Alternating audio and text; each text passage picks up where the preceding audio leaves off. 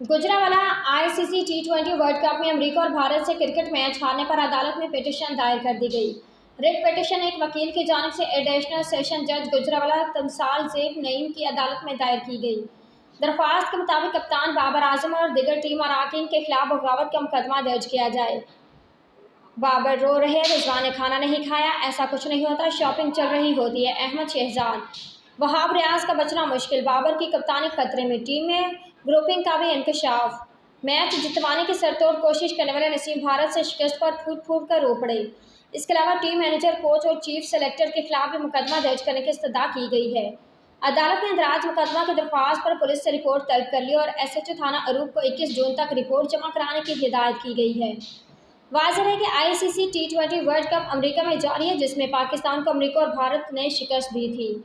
पाकिस्तान को अमेरिका के हाथों सुपर ओवर में 5 रन से शिकस्त हुई, जबकि भारत पाकिस्तान से 6 रन से जीता।